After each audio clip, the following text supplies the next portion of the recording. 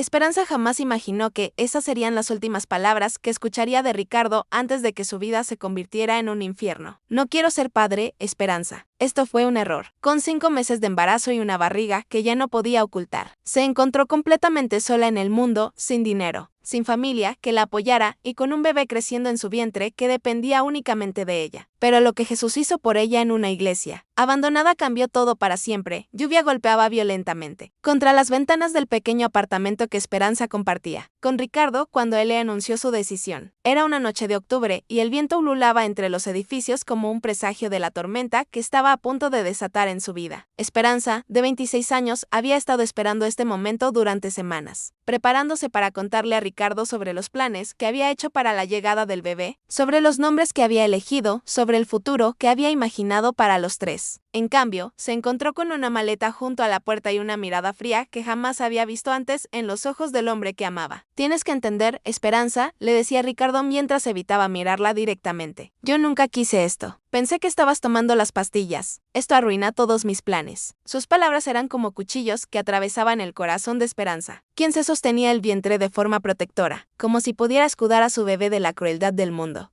que ya estaba rechazándolo antes de nacer. Cuéntanos en los comentarios desde qué ciudad nos escuchas. Dale a me gusta y suscríbete al canal antes de continuar con la historia. Esperanza Morales había crecido en un hogar donde el amor era condicional y los errores no se perdonaban fácilmente, hija de padres extremadamente religiosos y conservadores. Había aprendido desde pequeña que la pureza y la obediencia eran las únicas virtudes que una mujer podía ofrecer al mundo. A los 26 años, trabajaba como secretaria en una pequeña empresa de contabilidad, ganando apenas lo suficiente para cubrir sus gastos básicos y ayudar ocasionalmente a sus padres con las facturas del hogar familiar. Era una mujer de estatura media con cabello castaño, que siempre llevaba recogido en una cola de caballo pulcra y ojos verdes que reflejaban una bondad innata que la hacía destacar entre sus compañeros de trabajo. Conoció a Ricardo Vázquez en la cafetería, donde almorzaba todos los días durante su hora de descanso. Él era vendedor de seguros, 13 años mayor que ella, con una sonrisa encantadora y palabras melosas que la hacían sonrojarse cada vez que se dirigía a ella. Durante meses, Ricardo la cortejó con flores, cenas en restaurantes modestos y promesas de un futuro juntos que incluía matrimonio, hijos y una casa en los suburbios de Esperanza, que jamás había tenido una relación seria. Se entregó completamente a lo que creía era el amor verdadero. Su embarazo había sido una sorpresa, pero una sorpresa que la llenó de alegría inmediata. Durante 5 meses había cuidado su cuerpo como un templo. Había hablado con su bebé todas las noches y había planeado meticulosamente cada detalle de su nueva vida como madre.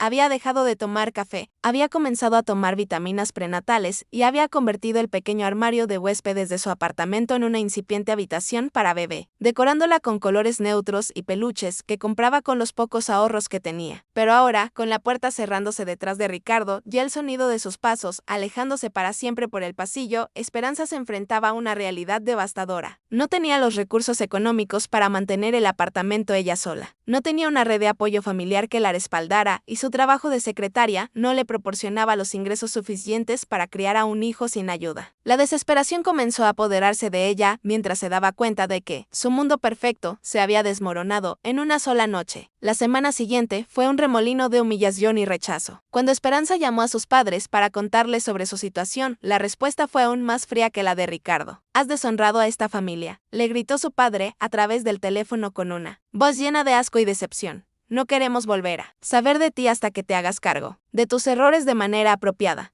La línea telefónica se cortó con un clic final que resonó en el corazón de Esperanza, como el sonido de una puerta que se cerraba para siempre. Sus amigas del trabajo, que inicialmente habían mostrado comprensión y apoyo, gradualmente comenzaron a distanciarse cuando se dieron cuenta de la magnitud del escándalo. Las invitaciones a almorzar juntas desaparecieron. Las conversaciones amigables en el pasillo se volvieron incómodas y breves. Y pronto Esperanza se encontró comiendo sola en su escritorio, aislada no solo de su familia y su pareja, sino también de la comunidad social que había construido durante años. El propietario del apartamento, un hombre mayor llamado señor Herrera, le dio un ultimátum claro. Debía pagar la renta completa o abandonar el lugar en 2 semanas. Sin el ingreso de Ricardo para dividir los gastos, Esperanza se encontró en una situación financiera imposible. Había gastado sus ahorros en artículos para bebé y citas médicas y su salario apenas cubría sus necesidades básicas de alimentación y transporte. Fue durante esta crisis financiera y emocional que Esperanza comenzó a caminar sin rumbo por las calles de la ciudad durante sus horas libres, buscando desesperadamente una solución a su situación. Una tarde lluviosa, mientras trataba de refugiarse de una tormenta particularmente fuerte,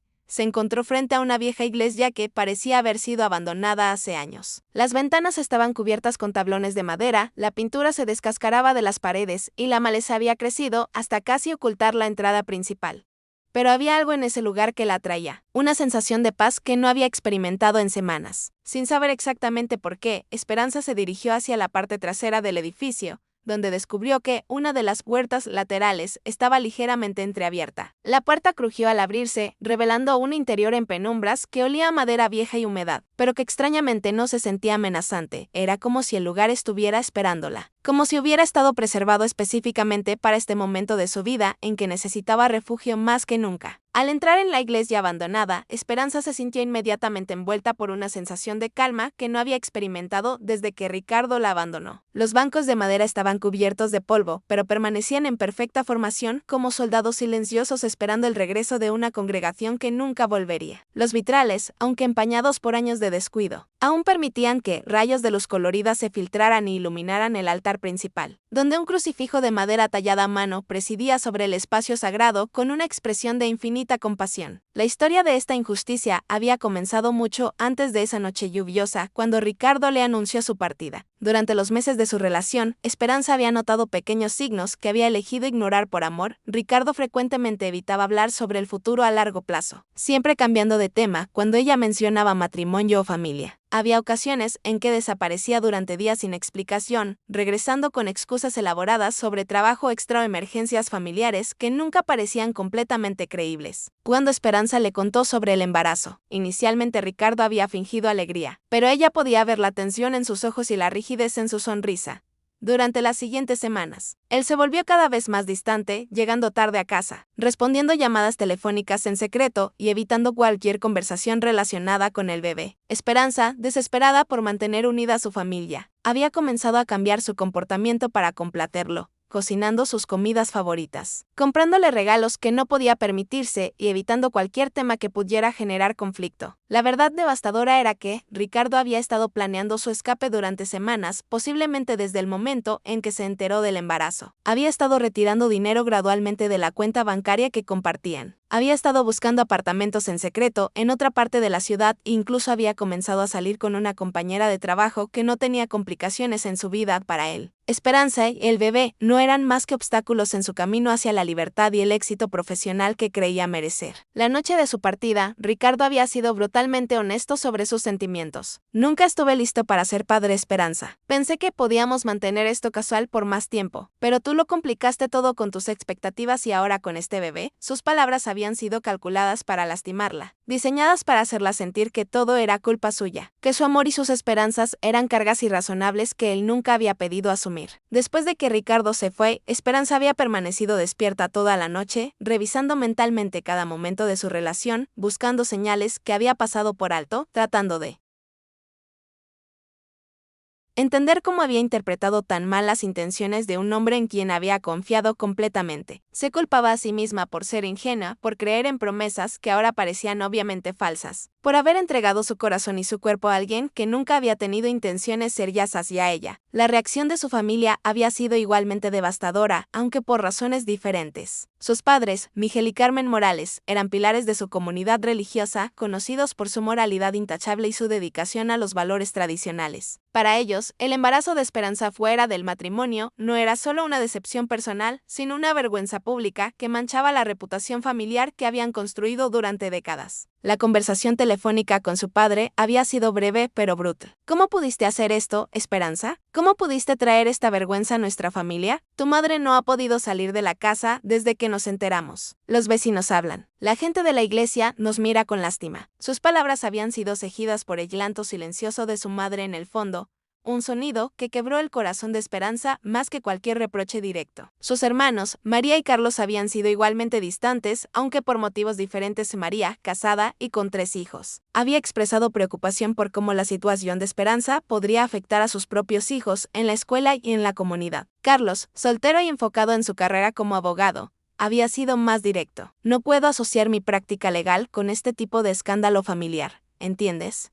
¿Verdad? La familia, que una vez había sido su fuente de fuerza y apoyo, ahora la rechazaba completamente. En el trabajo, la situación no era menos humillante. Sus compañeras de trabajo, que inicialmente habían mostrado curiosidad y apoyo cuando se enteraron de su embarazo, gradualmente cambiaron su actitud cuando se hizo evidente que no había matrimonio en el horizonte. Las conversaciones se volvían incómodas cuando ella se acercaba. Las invitaciones a eventos sociales desaparecieron y pronto se encontró completamente aislada durante las horas de trabajo. Su supervisor, el señor Mendoza, había sido particularmente cruel. Durante una revisión de rendimiento que debería haber sido rutinaria, él había insinuado que su situación personal estaba afectando su productividad y que la empresa necesitaba empleados que pudieran comprometerse completamente con sus responsabilidades profesionales, aunque no podía despedirla legalmente debido a su embarazo. Había comenzado a asignarle tareas cada vez más difíciles y fechas límite imposibles, creando un ambiente de trabajo tan hostil que Esperanza sabía que eventualmente se vería obligada a renunciar. Fue en este estado de completo desamparo que Esperanza se encontró vagando por las calles de la ciudad, sin un lugar al cual llamar hogar, sin una familia que la apoyara y sin recursos financieros para cuidar de sí misma y del bebé que crecía dentro de ella. Sus ahorros se habían agotado pagando gastos médicos y tratando de mantener el apartamento que ya no podía permitirse. Su cuenta bancaria estaba prácticamente vacía y las pocas pertenencias valiosas que tenía las había vendido para comprar comida y vitaminas prenatales. La realidad de su situación la golpeaba en oleadas de pánico y desesperación. Estaba embarazada de 5 meses, mostrando claramente su condición, lo que hacía casi imposible encontrar un nuevo trabajo o convencer a alguien de que le alquilara una habitación. Los refugios para mujeres en la ciudad tenían listas de espera de meses y los pocos recursos disponibles para madres solteras estaban abrumadoramente ocupados. Se había convertido en una estadística, una más entre las mujeres que la sociedad prefería. Ignorar era en estas circunstancias desesperantes que Esperanza había comenzado a caminar sin rumbo por las calles, buscando no solo refugio físico, sino también una respuesta a la pregunta que la atormentaba constantemente.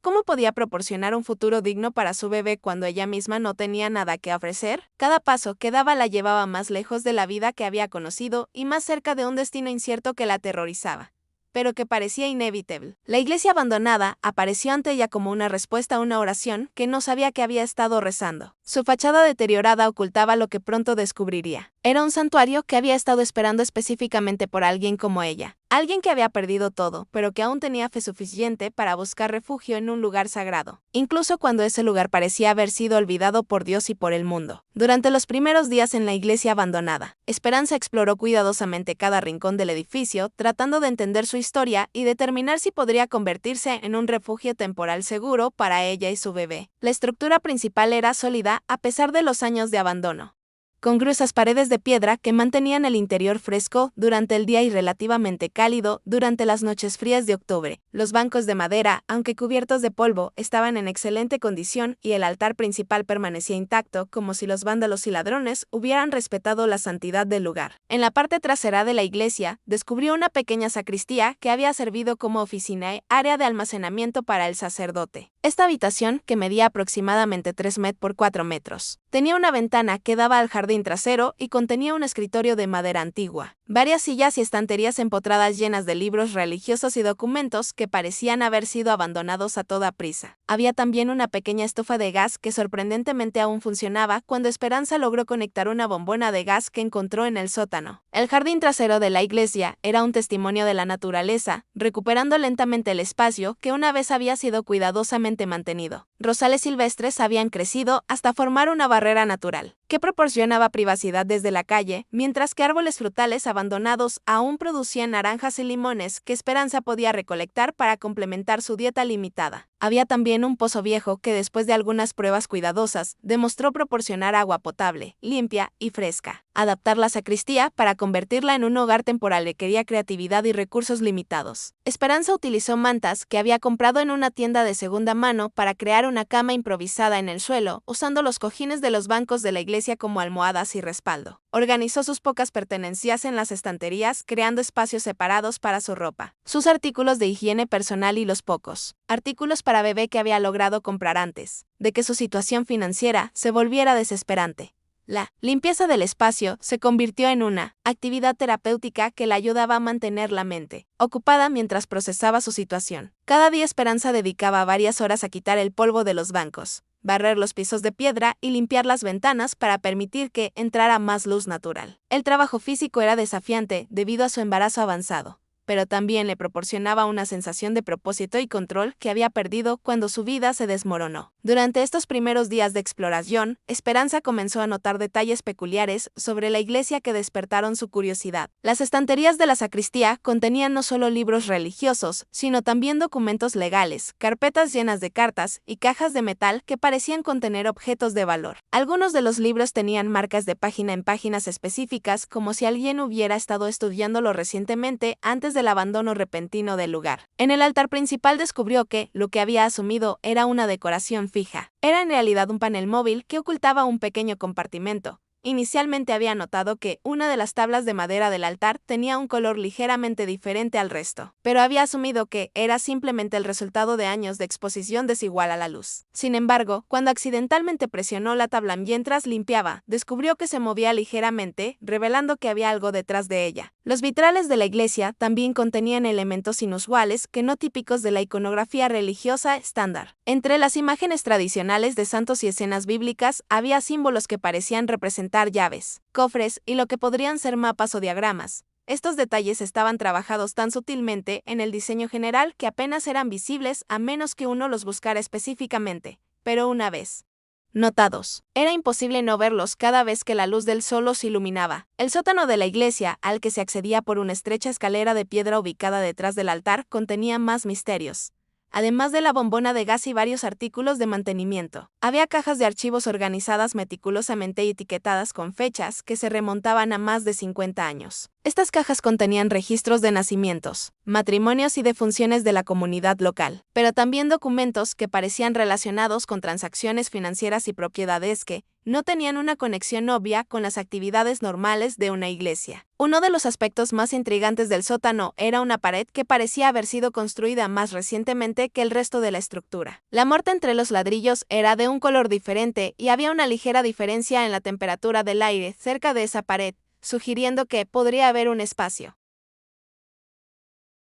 vacío detrás de ella. Esperanza también notó que el suelo cerca de esta pared mostraba signos de haber sido perturbado recientemente con marcas que sugerían que objetos pesados habían sido movidos en esa área. Durante las noches, cuando se acostaba en su cama improvisada en la sacristía, Esperanza comenzó a escuchar sonidos que inicialmente atribuyó al viento o animales pequeños que podrían haber hecho del edificio abandonado su hogar. Sin embargo, estos sonidos tenían un patrón que sugería actividad humana. Pasos ocasionales en el nivel principal de la iglesia. El crujido de maderas como si alguien estuviera moviéndose cuidadosamente entre los bancos y ocasionalmente lo que sonaba como voces susurrando en la distancia. Estas observaciones llenaron a Esperanza con una mezcla de aprensión y curiosidad creciente. Por un lado, la posibilidad de que no estuviera sola en el edificio la preocupaba, especialmente dada su vulnerabilidad como mujer embarazada, sin ningún tipo de protección. Por otro lado, su situación desesperante la impulsaba a investigar cualquier posibilidad que pudiera mejorar su condición, incluso si eso significaba arriesgarse a descubrir secretos que otros podrían preferir mantener ocultos. Su embarazo añadía una dimensión adicional de urgencia a su situación. A los 5 meses necesitaba atención médica regular que no podía permitirse una nutrición adecuada que era difícil de mantener con recursos limitados y un plan para el parto, que parecía imposible de realizar sin apoyo financiero o familiar.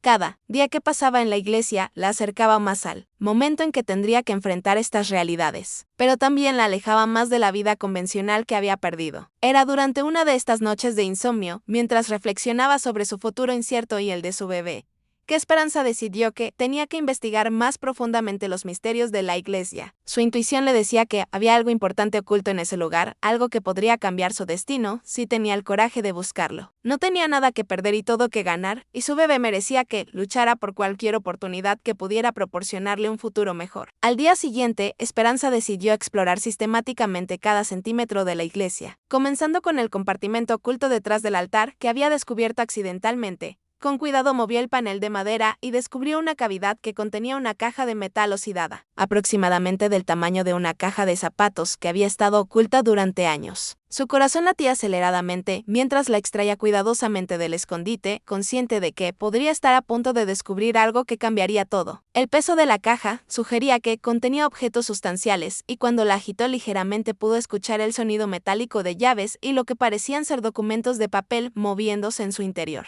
La caja estaba asegurada con un candado viejo pero sólido que parecía haber sido diseñado para proteger su contenido durante décadas. En la tapa de la caja, grabado en el metal con letras pequeñas pero claras, estaba el nombre Jesús Méndez para los necesitados. 1970. Si te está gustando esta historia, dale like y asegúrate de estar suscrito porque lo que viene te va a impactar aún más. La emoción de Esperanza al descubrir la caja fue inmediatamente seguida por la frustración de no poder abrirla. Pasó el resto del día buscando en toda la iglesia algo que pudiera ayudarla a romper el candado, pero sin herramientas apropiadas y considerando su estado de embarazo. Sus opciones eran limitadas. Sin embargo, el nombre grabado en la caja había despertado una esperanza que no había sentido en semanas. Para los necesitados, sugería que el contenido estaba específicamente destinado a personas en situaciones como la suya. Durante los días siguientes, mientras continuaba viviendo en la iglesia y buscando una manera de abrir la caja, Esperanza comenzó a investigar más profundamente en los documentos que había encontrado en las estanterías de la sacristía. Entre los papeles, descubrió referencias múltiples a un hombre llamado Jesús Méndez, quien aparentemente había sido no solo el sacerdote de la iglesia,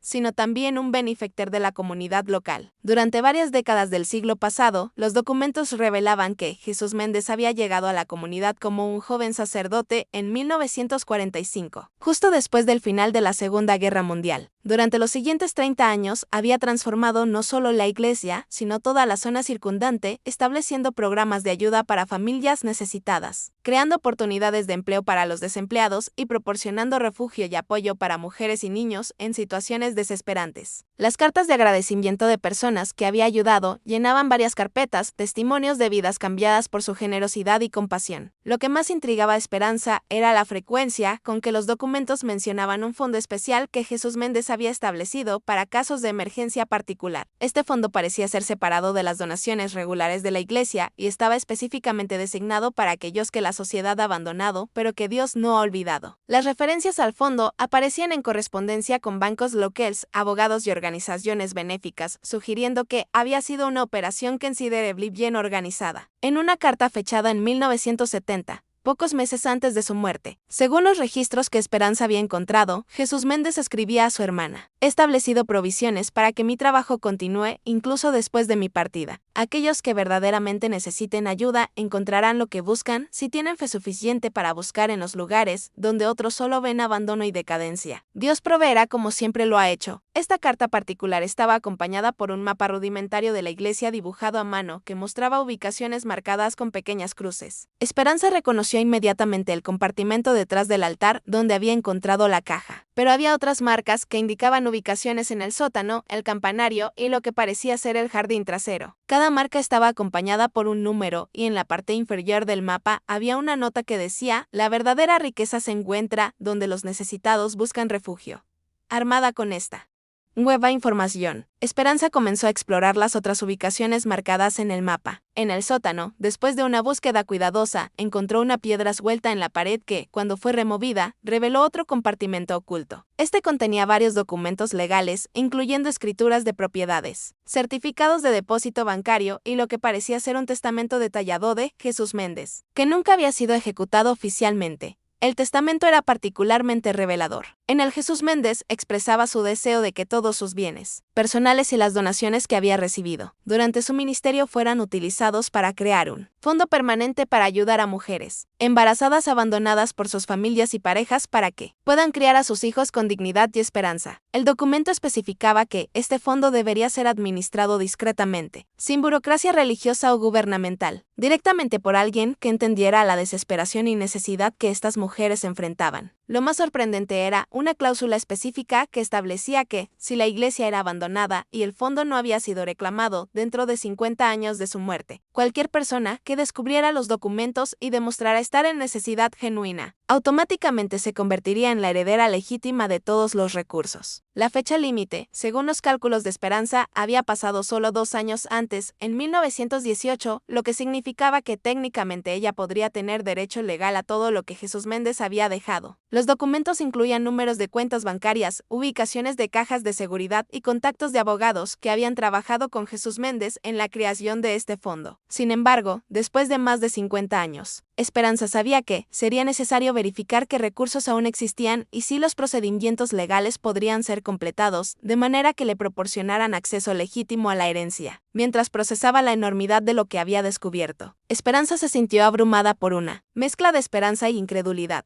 La posibilidad de que un hombre que había muerto décadas antes de su nacimiento hubiera establecido provisiones específicas para alguien en su situación exacta parecía demasiado perfecta para ser verdad. Sin embargo, los documentos eran auténticos, las fechas coincidían y los detalles eran demasiado específicos y complejos para ser fabricados. La ironía de su situación no se le escapaba. Había sido abandonada por su familia, su pareja y su comunidad, pero ahora había encontrado refugio en un lugar que había sido específicamente preparado para alguien como ella, por un hombre cuya compasión había trascendido incluso su propia muerte. Jesús Méndez, aunque había fallecido mucho antes de que ella naciera, se había convertido en el benefactor que nunca había tenido, proporcionándole no solo refugio físico, sino también la posibilidad de un futuro completamente transformado. Sin embargo, Esperanza sabía que descubrir los documentos era solo el primer paso. Tendría que navegar procesos legales complejos, posiblemente enfrentar desafíos de otros que podrían reclamar los recursos. Y todo esto, mientras lidiaba con un embarazo avanzado y recursos financieros extremadamente limitados. La caja que había encontrado inicialmente aún permanecía cerrada y sospechaba que contenía elementos adicionales que serían necesarios para reclamar oficialmente la herencia. Durante los días siguientes, mientras continuaba buscando una manera de abrir la caja y planificando sus próximos pasos,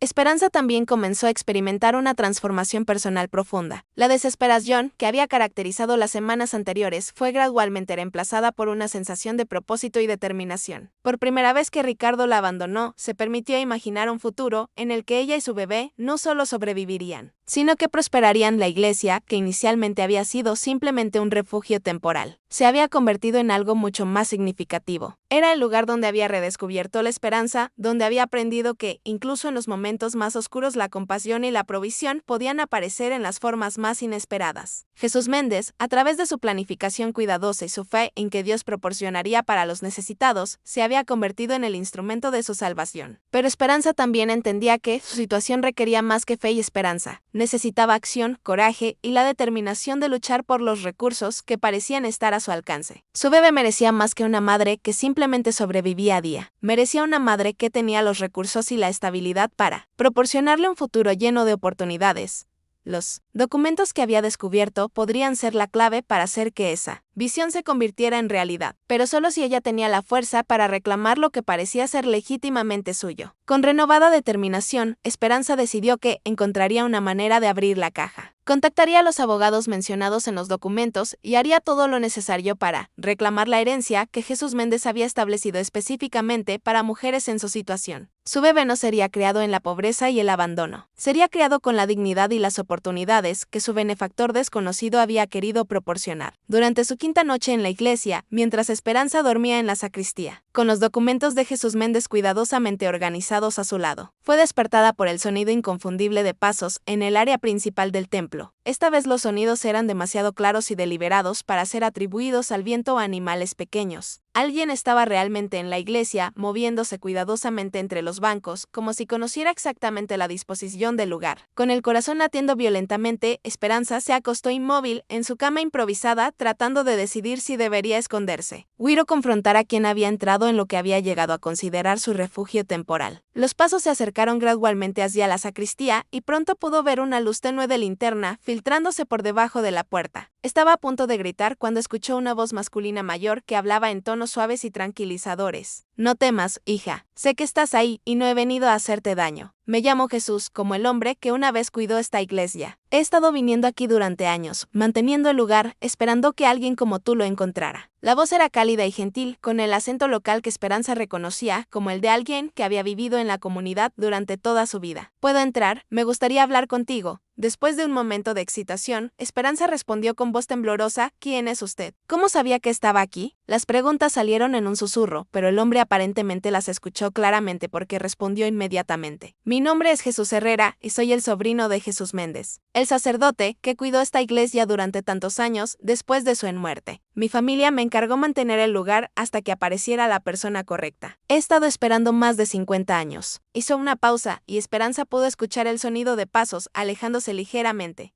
Voy a encender algunas velas en el altar principal para que puedas verme claramente. No tengas miedo. Cuando Esperanza finalmente salió de la sacristía, encontró a un hombre de aproximadamente 70 años, de estatura media y cabello completamente blanco, vestido con ropa simple, pero limpia. Sus ojos reflejaban una bondad que inmediatamente la tranquilizó y su sonrisa era genuina y paternal. Había encendido varias velas votivas en el altar, llenando el espacio con una luz dorada, suave que hacía que toda la iglesia pareciera acogedora en lugar de amenazante. Esperanza, dijo él usando su nombre, aunque ella no se lo había dicho. Mi tío dejó instrucciones muy específicas sobre qué hacer cuando alguien como tú apareciera. Ha estado llevando los documentos de la sacristía, ¿verdad? Y ha encontrado la caja detrás del altar. No eran preguntas, sino afirmaciones, como si hubiera estado observándola durante días y conociera exactamente lo que había estado haciendo. La sorpresa de Esperanza debe haber sido evidente en su expresión, porque Jesús Herrera sonrió gentilmente y explicó: he estado viniendo aquí cada pocos días durante décadas, manteniendo el lugar limpio, verificando que los documentos permanezcan intactos, esperando. Mi tío me dijo que sabría cuando la persona correcta había llegado, porque comenzarían a descubrir los secretos que él había ocultado. Los documentos no estarían simplemente apilados cuidadosamente como usted los ha estado organizando. Jesús Herrera se sentó en uno de los bancos frontales e invitó a Esperanza a unirse a él. Cuando ella se sentó manteniendo una distancia prudente, pero ya sintiéndose más cómoda en su presencia, él comenzó a contarle la historia completa de su tío y el legado que había establecido específicamente para mujeres en situaciones como la suya. Mi tío Jesús Méndez no era solo un sacerdote. Comenzó, era un hombre que entendía que la verdadera fe se demuestra a través de acciones compasivas hacia aquellos que más necesitan ayuda. Durante su ministerio vio demasiadas mujeres jóvenes abandonadas por sus familias y parejas debido a embarazos fuera del matrimonio. Como la sociedad las rechazaba precisamente cuando más necesitaban apoyo. Herrera explicó que su tío había comenzado a reservar parte de cada donación que recibía junto con sus propios ahorros personales para crear un fondo que específicamente ayudaría a estas mujeres. Pero había querido que la ayuda fuera sustancial y transformadora, no solo un alivio temporal. Él creía que si una mujer tenía recursos suficientes, podría no solo cuidar de su hijo, sino también convertirse en un ejemplo de fuerza para otras mujeres en situaciones similares. La herencia que Jesús Méndez había establecido incluía no solo dinero en efectivo, sino también propiedades, inversiones y un plan específico para crear lo que él había llamado un hogar para madres valientes. Su visión era que la mujer que eventualmente recibiera la herencia usaría los recursos no solo para mejorar su propia situación, sino para establecer un centro permanente que pudiera ayudar a otras mujeres embarazadas que enfrentaran abandono y rechazo social. Usted no fue guiada a esta iglesia por accidente, Esperanza, dijo Jesús Herrera con convicción. Mi tío diseñó todo para que solo alguien en verdadera necesidad, alguien que había perdido todo, pero que aún tenía fe suficiente para buscar refugio en un lugar sagrado, pudiera descubrir los documentos. Ha sido elegida para recibir no solo la ayuda que necesita, sino también la responsabilidad de ayudar a otras. Herrera entonces sacó una llave antigua de su bolsillo y se la entregó a Esperanza. Esta llave abre la caja que encontró detrás del altar. Dentro encontrará las llaves adicionales que necesita para acceder a las cajas de seguridad donde se guardan los documentos oficiales de la herencia, así como efectivo suficiente para comenzar el proceso legal de reclamar todo lo que mi tío dejó. Cuando Esperanza tomó la llave en sus manos, sintió como si estuviera sosteniendo no solo un objeto de metal, sino el peso de un destino que había sido cuidadosamente orquestado décadas antes de su nacimiento. Las lágrimas comenzaron a correr por sus mejillas mientras se daba cuenta de que su historia de abandono y desesperación se había convertido en una historia de propósito divino y transformación. ¿Por qué esperó tanto tiempo para contactarme?, preguntó Esperanza, su voz temblorosa por la emoción. ¿Por qué no me encontró antes? Jesús Herrera sonrió con la sabiduría de alguien que había aprendido a confiar en el tiempo de Dios. Porque usted necesitaba experimentar la desesperación. Antes de poder apreciar completamente el milagro, necesitaba perder todo para entender el valor de lo que estaba a punto de recibir y necesitaba buscar refugio en este lugar sagrado por su propia fe, no porque alguien la dirigiera aquí. Mi tío sabía que solo así la transformación sería auténtica y permanente. Esa noche, con la llave en su posesión y Jesús Herrera guiándola, Esperanza abrió la caja que había estado esperándola durante más de medio siglo. Dentro encontró exactamente lo que Herrera había prometido: llaves adicionales para cajas de seguridad, documentos legales que establecían oficialmente su derecho a la herencia y suficiente dinero en efectivo para comenzar inmediatamente el proceso de reclamar el legado completo de Jesús Méndez. Pero más que los recursos materiales, había encontrado algo aún más valioso: un propósito que transformaría no solo su vida, sino las vidas de innumerables otras mujeres que enfrentarían situaciones similares en el futuro. El plan de Jesús Méndez había sido ejecutado perfectamente, orquestado por un hombre cuya compasión había trascendido su propia muerte para proporcionar esperanza y transformación a una mujer que había perdido todo, pero que había tenido la fe suficiente para buscar refugio en el lugar correcto, en el momento correcto. Vida de Esperanza había cambiado para siempre, no solo por los recursos que había heredado, sino por el propósito sagrado que ahora la guiaba. Los días siguientes fueron un torbellino de actividad legal y financiera, mientras Esperanza, con la guía de Jesús Herrera y los abogados que habían trabajado con el sacerdote décadas antes, comenzó el proceso formal de reclamar la herencia que le había sido destinada. Los documentos que había encontrado en la iglesia resultaron ser meticulosamente preparados y legalmente sólidos, testimonios de la planificación cuidadosa de un hombre que había anticipado cada posible obstáculo legal que su heredera podría enfrentar. La herencia incluía una suma sustancial de dinero que había estado ganando intereses en cuentas bancarias durante más de 50 años, varias propiedades en la ciudad que se habían apreciado considerablemente en valor y un fondo fiduciario específicamente establecido para la creación y mantenimiento de lo que Jesús Méndez había llamado la Casa de Esperanza, un centro residencial para mujeres embarazadas que habían sido abandonadas por sus familias y parejas. El proceso de verificación de su identidad y situación fue sorprendentemente directo, ya que los abogados que habían trabajado con Jesús Méndez habían establecido criterios específicos que Esperanza cumplía perfectamente: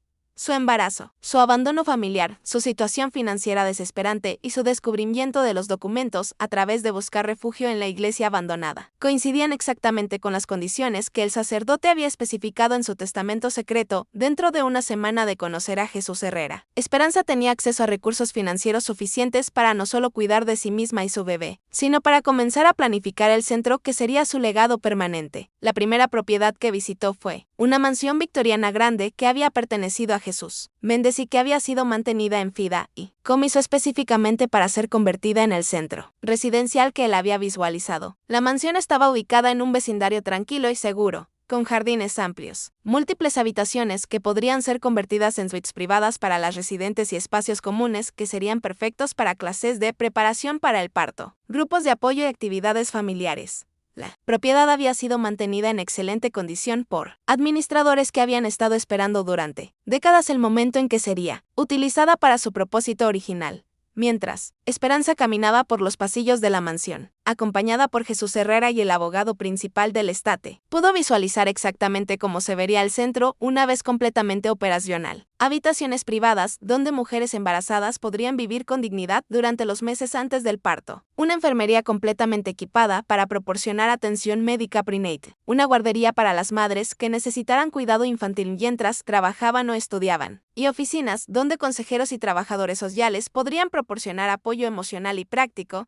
La transformación no sería solo del espacio físico, sino también de las vidas de las mujeres que lo utilizarían. Jesús Méndez había previsto que el centro proporcionaría no solo refugio temporal, sino también programas educativos, capacitación laboral y apoyo financiero a largo plazo que permitirían a las residentes convertirse en completamente autosuficientes y capaces de proporcionar vidas estables para sus hijos. Durante este periodo de descubrimiento y planificación, Esperanza también experimentó cambios profundos en su embarazo y su salud general. El estrés que había caracterizado los meses anteriores fue reemplazado por una sensación de calma y propósito que parecía beneficiar tanto a ella como a su bebé. Pudo permitirse atención médica prenatal de alta calidad, nutrición adecuada y el tipo de cuidado personal que había sido imposible cuando estaba luchando simplemente por sobrevivir día a día. Su bebé, que había sido concebido en circunstancias de amor, pero había crecido durante meses de desesperación y abandono, ahora se desarrollaba en un ambiente de esperanza y abundancia. Esperanza comenzó a hablar con su bebé sobre el futuro que construirían juntos, sobre el centro que crearían para ayudar a otras familias y sobre el legado de compasión que continuarían en honor al hombre que había hecho posible su transformación. Los documentos que Jesús Herrera le había ayudado a encontrar también revelaron detalles sobre el carácter y la visión del sacerdote, que había planificado su salvación. Cartas personales mostraban a un hombre profundamente movido por el sufrimiento de las mujeres jóvenes que veía abandonadas por sociedades, que las juzgaban duramente por errores o circunstancias más allá de su control. Su compasión no era abstracta, sino profundamente personal, basada en años de consolar a mujeres que llegaban a su iglesia en busca de refugio y encontrando muy pocos recursos disponibles para ayudarlas de manera sustancial. Una carta particularmente emotiva escrita por Jesús Méndez pocos meses antes de su muerte explicaba su motivación. He visto demasiadas mujeres jóvenes destruidas por el abandono,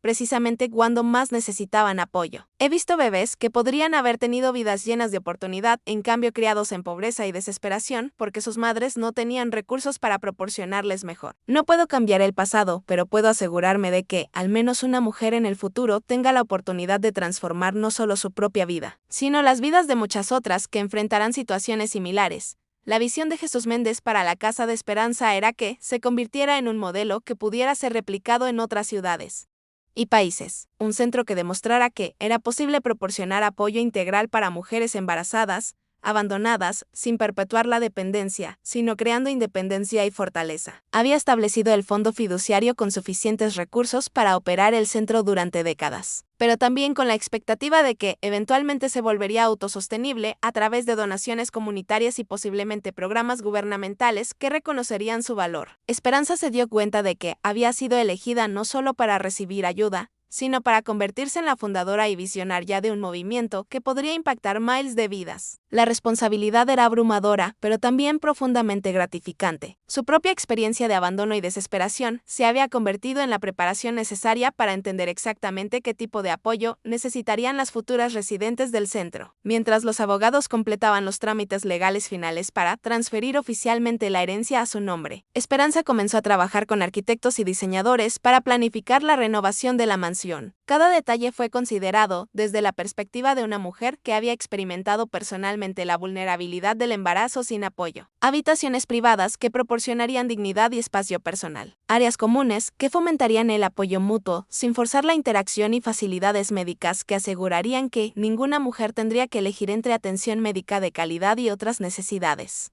básicas. La transformación de Esperanza de una mujer abandonada y desesperante a la heredera de una fortuna sustancial y la fundadora de una institución benéfica importante había sido notada por la comunidad local. Los medios comenzaron a cubrir la historia, fascinados por la conexión entre una iglesia abandonada, un sacerdote visionario que había muerto décadas antes y una mujer joven que había descubierto un destino que parecía haber sido escrito específicamente para ella. Sin embargo, no todos en la comunidad estaban contentos con estas revelaciones. La familia de Jesús Méndez, que había asumido que cualquier herencia que el sacerdote hubiera dejado eventualmente revertiría a ellos, se sintieron defraudados de lo que consideraban legítimamente suyo. Ricardo, el hombre que la había abandonado, también reapareció cuando las noticias de su nueva riqueza se hicieron públicas, afirmando súbitamente que quería ser parte de la vida del bebé que había rechazado meses antes. Estos desafíos representaban la próxima fase de la transformación de Esperanza. Aprender a navegar no solo la pobreza y el abandono, sino también la riqueza y las complicaciones que venían con la visibilidad pública. Tendría que demostrar que la confianza que Jesús Méndez había puesto en ella estaba justificada, que podría manejar no solo los recursos que había heredado, sino también las responsabilidades y presiones que venían con ellos. A medida que se acercaba la fecha de parto de su bebé,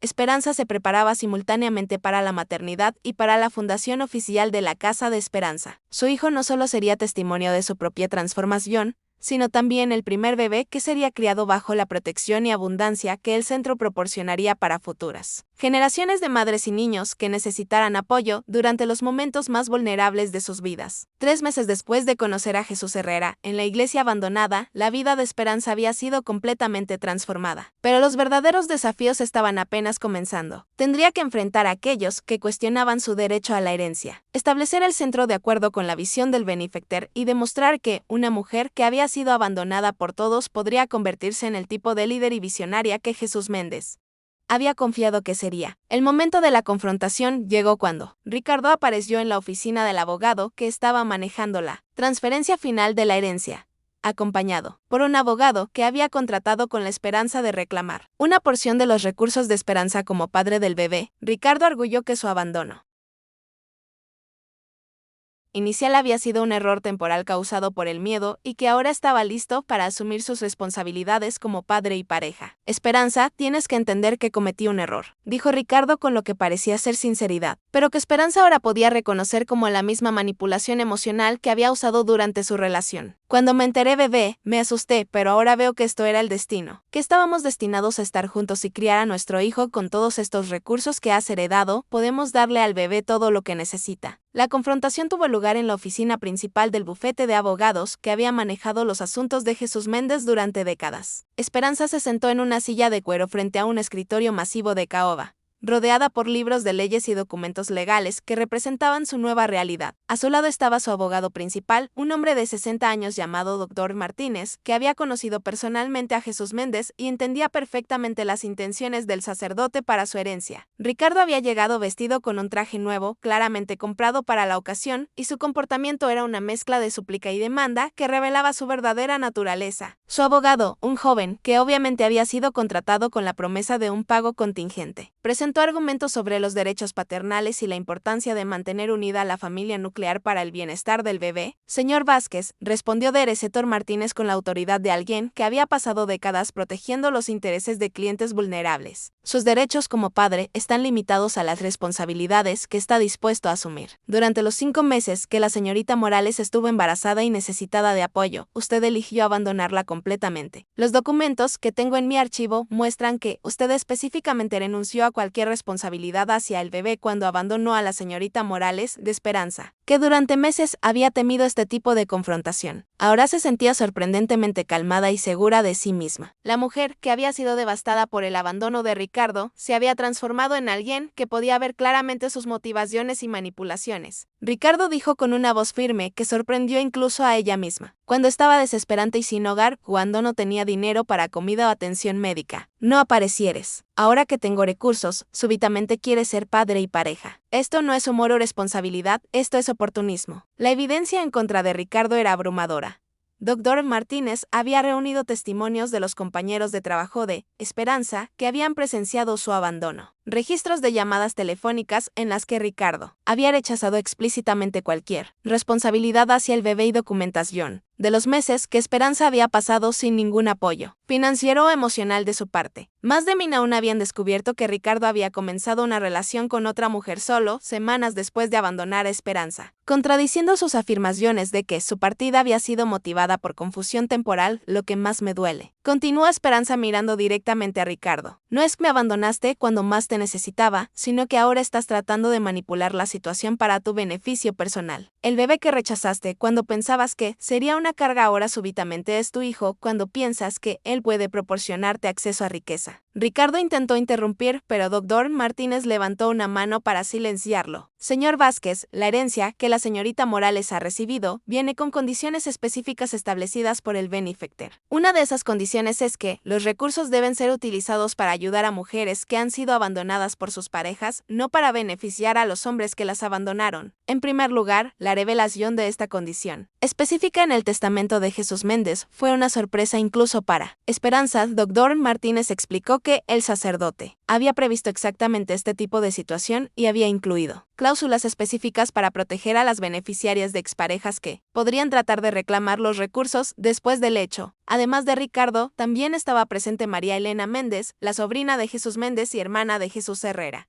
quien había decidido desafiar legalmente la validez del testamento secreto de su tío. María Elena argumentaba que, como familiar sanguínea directa, tenía más derecho a la herencia que una extraña que había aparecido décadas después de la muerte del sacerdote. Mi tío era un hombre santo, pero también era ingenuo sobre la naturaleza humana, declaró María Elena, con una mezcla de dolor genuino y avaricia mal disimulada. Nunca habría querido que su trabajo de toda una vida beneficiara a alguien que simplemente apareció y reclamó ser la persona que él había visualizado. Esta mujer podría ser cualquier persona que inventó una historia convincente para acceder a recursos que legítimamente pertenecen a su familia. Dr. Martínez respondió a esta acusación produciendo documentación extensa que mostraba que Jesús Méndez había específicamente considerado y rechazado la posibilidad de dejar su herencia a familiares. En cartas privadas que había escrito a su abogado, el sacerdote había expresado preocupación de que su familia, aunque bien intencionada, no entendía completamente su visión para ayudar a mujeres abandonadas y que posiblemente usarían los recursos para propósitos más convencionales. Su tío fue extremadamente claro en sus instrucciones, explicó Dr. Martínez a María Elena.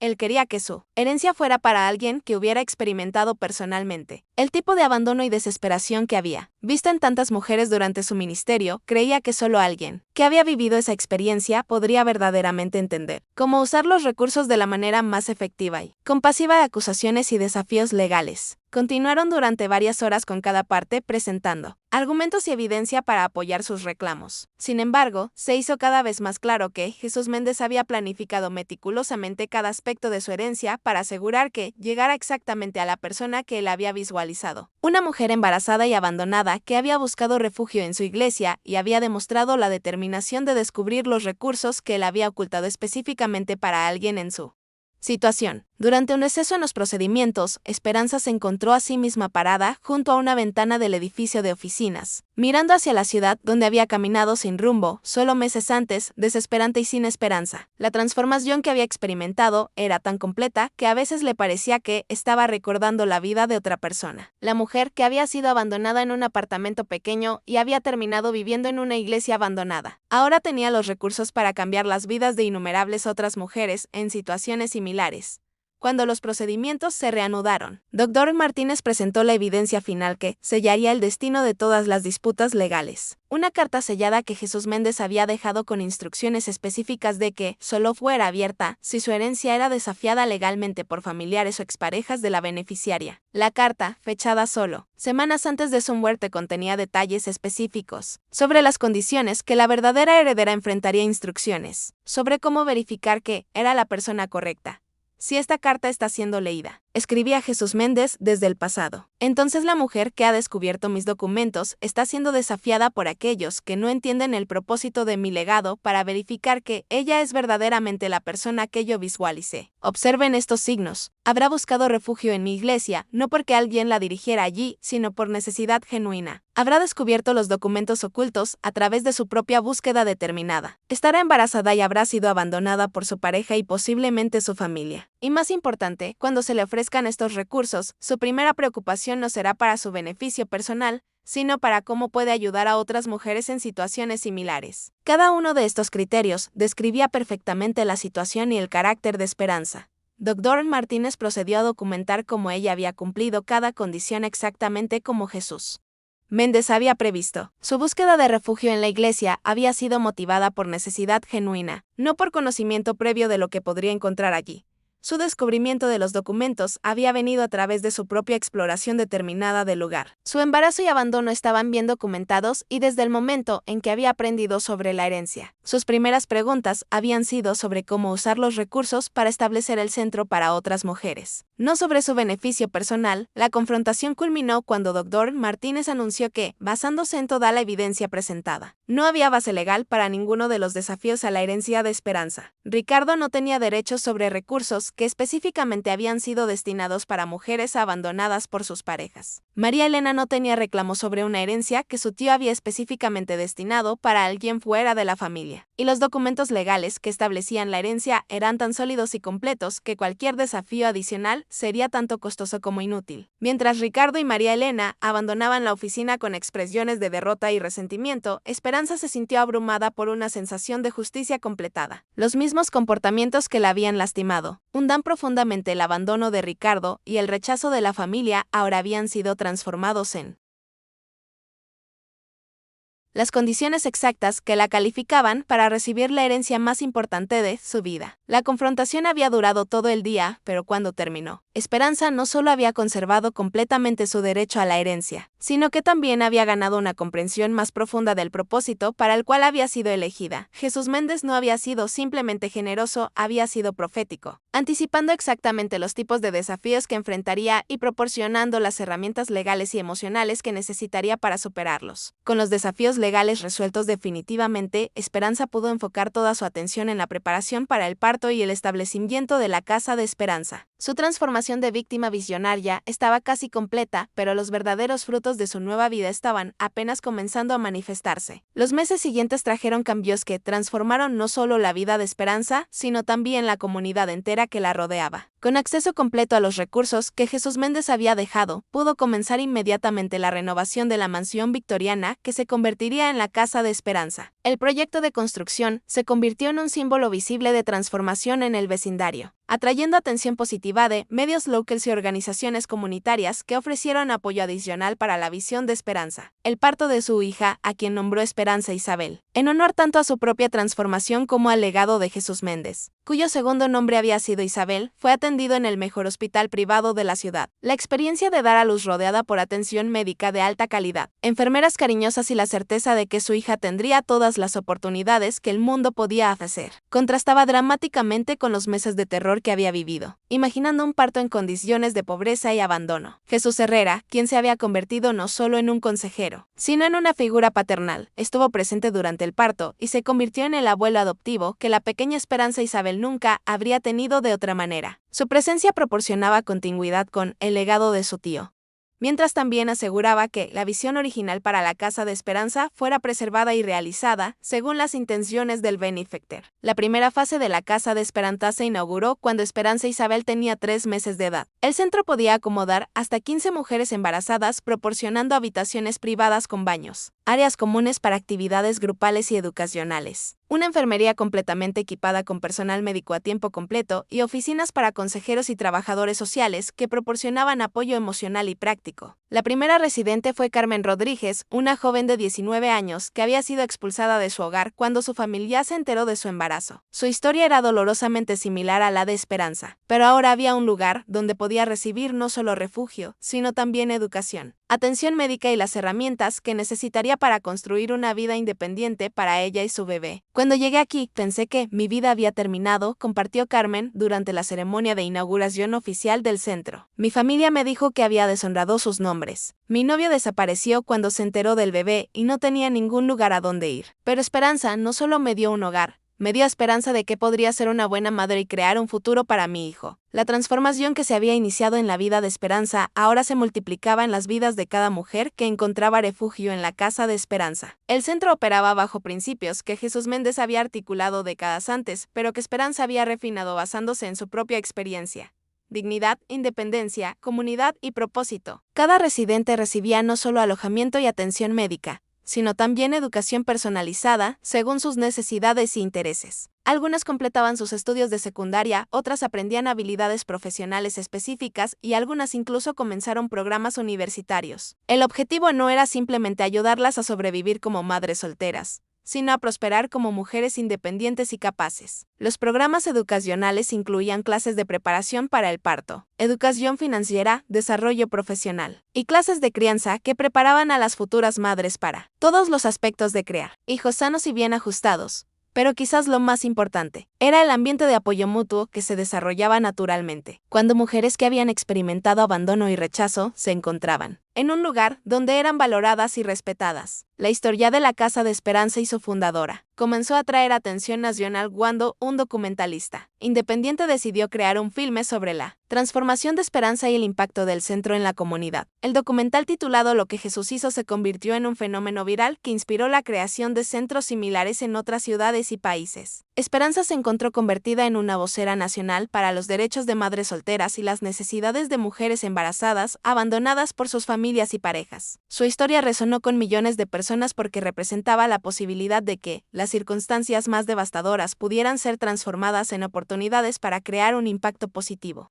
duradero en el mundo. Durante una entrevista televisiva nacional, el presentador le preguntó a Esperanza, ¿cómo explica usted la serie de eventos que la llevaron desde el abandono total hasta convertirse en la fundadora de una institución que está cambiando vidas en todo el país? Su respuesta se convirtió en una cita que fue compartida miles de veces en redes sociales. Creo que cuando perdemos todo lo que pensábamos que necesitábamos, creamos espacio para recibir todo lo que realmente estábamos destinados a tener. Mi abandono no fue mi final, fue mi preparación para un propósito que era mucho más grande de lo que jamás había imaginado. A medida que Esperanza Isabel crecía desde bebé hasta niña pequeña, se desarrollaba en un ambiente rodeado por mujeres que habían transformado sus vidas de víctimas a visionarias. Para ella, la idea de que las mujeres pudieran superar cualquier circunstancia y crear un impacto positivo en el mundo no era inspiracional, era simplemente la realidad normal de su vida cotidiana. El legado de Jesús Méndez había sido multiplicado exponencialmente a través de la visión y determinación de Esperanza. Lo que había comenzado como un acto de compasión de un sacerdote hacia mujeres futuras que nunca conocería, se había convertido en un movimiento que estaba transformando la manera en que la sociedad respondía a mujeres embarazadas en crisis. 5 años después de esa noche lluviosa, cuando Ricardo la abandonó, Esperanza se encontraba parada en el jardín de la casa de Esperanza, durante una barbacoa comunitaria que celebraba el 5º aniversario del centro. Mujeres que habían sido residentes del centro habían regresado con sus hijos para compartir sus historias de éxito. Graduadas universitarias, empresarias, profesionales de la salud, maestras y líderes comunitarias que habían construido vidas extraordinarias después de haber perdido todo. Carmen Rodríguez, la primera residente del centro, ahora era enfermera registrada y había regresado para trabajar en la enfermería de la Casa de Esperanza, proporcionando atención médica a una nueva generación de mujeres que llegaban en crisis. Su historia había completado un círculo de recipiente de compasión a proveedora de esperanza para otras.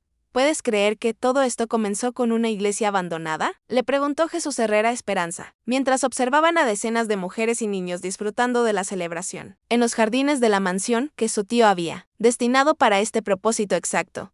Esperanza sonrió mientras sostenía la mano de Esperanza Isabel, quien ahora tenía 5 años y había conocido solo una vida de abundancia, propósito y amor incondicional. No comenzó con la iglesia abandonada, respondió. Comenzó con un hombre que tuvo fe suficiente para creer que su compasión podría transformar vidas décadas después de su muerte. Todo lo que hicimos fue tener el coraje de recibir lo que él ya había preparado para nosotras. La celebración continuó hasta la noche, llena de risa, historias de transformación y planes para expandir la Casa de Esperanza a otras ciudades. Lo que había comenzado como la historia de una mujer abandonada y injusticiada se había convertido en la historia de centenares de mujeres que habían descubierto que sus circunstancias más devastadoras podían convertirse en las bases para los propósitos más significativos de sus vidas. Al final de la noche, después de que los invitados se habían ido y Esperanza Isabel estaba durmiendo, Esperanza caminó hasta la iglesia original donde todo había comenzado. Jesús Herrera había restaurado completamente el edificio y ahora servía como capilla privada para la Casa de Esperanza, un lugar donde las residentes podían encontrar paz espiritual y reflexión durante sus jornadas de transformación mientras se sentaba en el banco frontal, donde había conocido por primera vez a Jesús Herrera. Esperanza reflexionó sobre la palabra que había definido toda su experiencia. Propósito, lo que había parecido ser una serie de eventos fortuitos. El abandono, el descubrimiento de la iglesia, el encuentro con Jesús Herrera había resultado ser una secuencia cuidadosamente orquestada de eventos que habían preparado el escenario para un impacto que continuaría expandiéndose durante décadas.